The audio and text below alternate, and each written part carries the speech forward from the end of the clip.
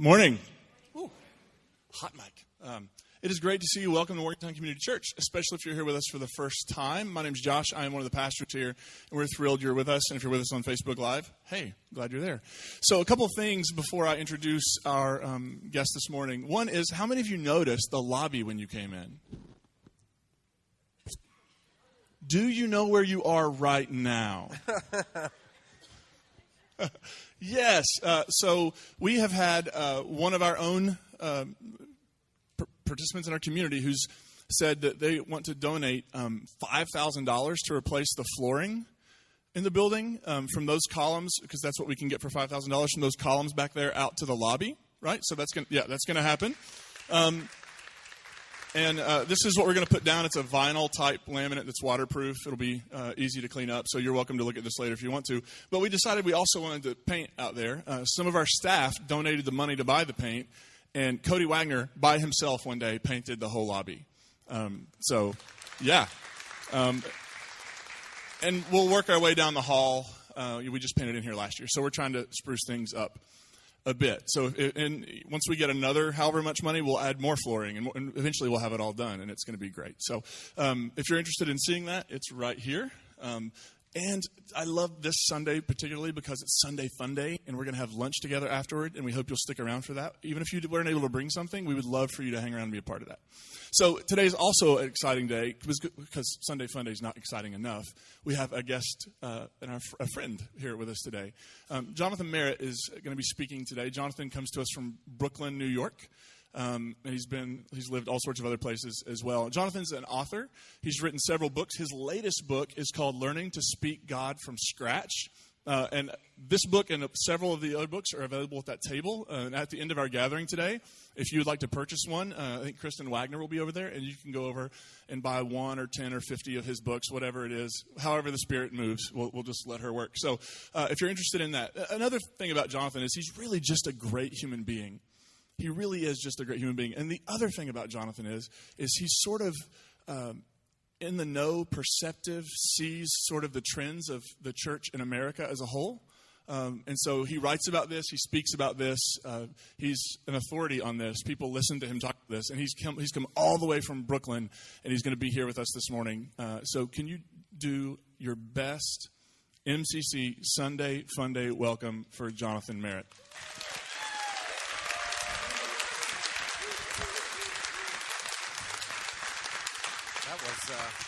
They never woo for me, so you got the woo. All right. There you go.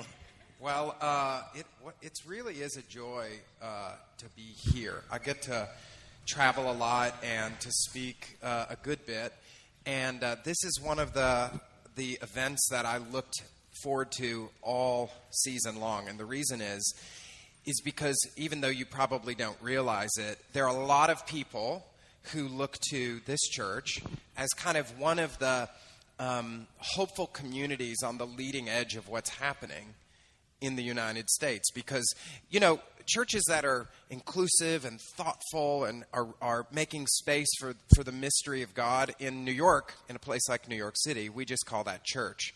But in a place like this, it's a real courageous expression of church because you're bumping up against the status quo. And so it takes courage and bravery to be a part of a church like this and to be honest about your doubts and your wrestlings and to encounter God the way you're doing it. And so to be a part of this, I think churches like this, 50 or 100 years from now, we will look at churches like this the way that we look at those churches that were on the leading edge of the civil rights movement. That they were paying a price to be honest about what it means to follow Jesus. And so I just want to say thank you for letting me come and to be a part of your community today and have lunch with you guys and hang out. This is a real blessing for me. Actually, this, in some ways, it's sort of like a homecoming for me. I was born in Louisville General Hospital. We were living in Elizabethtown. And so I've been a New Yorker only about 5 years. I'm really a Southerner at heart. I remember when there's one of my favorite stories when I moved to New York City. I went to see a movie with my friend Mindy. And the first time that I went to see a movie with my friend Mindy, I was almost jailed for homicide. because Mindy's what I call a movie talker. Any of you have a friend like that, right? Some of you, you're all looking at me like, I know, maybe you're sitting next to that person. Mindy is a movie talker. She's one of those people that seemingly doesn't realize when she's in a theater where everybody is as quiet as a rock, because she proceeds to talk from the opening credits to the closing credits. It's maddening. You know, when Mindy was the slightest bit confused, she would lean over and ask for clarification, please. At full volume, of course. When she got the slightest bit scared, she would verbalize it with shrieks or comments like, "Don't go in there," or "Well, that wasn't a good idea." In the span of 2 hours, Mindy commented on how adorable she thought the costumes were. She asked me if I needed a refill of my soda from the concession stand. She griped about the lady sitting in front of us because the lady sitting in front of us was griping about how loud Mindy was talking through the movie. She just wouldn't shut up. So by the time this movie ended, I thought, I'd worked up a pretty good mad, and I thought, I'm not going to say anything. But then I thought of all of you, moviegoers across America, who need me in that moment to instruct Mindy a little bit. So I pull her aside and I said, "Mindy, look, I know that you like to talk. I know you like to talk during movies, but I think for the sake of everyone else, if you could, limit your comments, and if you have to speak, maybe you could whisper." And then I remember Mindy, with a flip of her hair, as if to totally discount everything that I said as being completely ridiculous, she said to me, "As a matter of fact, I can't do that. I'm a human. We talk. That's just what we do." And friends, that's when I was almost jailed for homicide. Almost, but not. It was the first time that I went to see a movie with Mindy. Coincidentally, it was the last time I went to see a movie with Mindy. But you know what's weird? As I've thought about that experience, as I thought about that day that I went to see this movie with Mindy, I've concluded that she wasn't completely wrong. We're humans. We talk. That's just what we do. Have you ever thought about why that is? Have you ever considered that communicating, that using words is central to who we are as human beings? Have you ever asked yourself why it is that we humans communicate with words, but plants, insects, even other animals do not? Why is that? There's a great book by a guy named Reynolds Price. It's called A Palpable God. And in it, he says something fascinating. He says that the ability to speak, in fact, the ability to tell stories, is so central to who we are as humans that it is, and think about this, that it is second in necessity after nourishment, but before love and shelter. That communicating with words is actually more central to who we are than love or shelter. And if you think about it, you can travel the world and you will find civilizations where people live without homes and without hugs, but you will not find a civilization where people live in total silence, where people don't speak with words. Now, you'll find other creatures who can communicate with motion and sound. Bees can buzz their location. Seals will honk to signal their delight. I sometimes think that my family's Boston Terrier can bark in complete sentences. But no other creature communicates with the same level of emotion, color, texture, nuance that we humans do with our words. Talking. That's just what humans do. It comes as naturally to us as breathing. And when you read the Christian scriptures, you find that this idea wouldn't really take the writers of this text by surprise. Today, I want to kind of root our conversation in the book of 2 Corinthians. If you've got a copy of the Bible, you can turn there. 2 Corinthians chapter 4. Paul says something really fascinating here, and it's a text that I had never encountered before I wrote the book that I recently wrote, and I ran across this text, and it really took me by surprise. Paul says something really matter-of-fact. He says, as it is written, and he's referring back to a particular version of the psalm, he writes, as it is written, I believe, therefore I have spoken.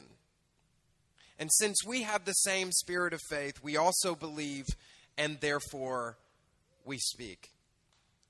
Now, Paul here, of course, is not talking just about any kind of speaking. He's not talking about empty chit-chat or meaningless prattle. He's talking about spiritual speech. And he has this word that he inserts. It's kind of a hinge word when you encounter it in sacred text. It's the word therefore.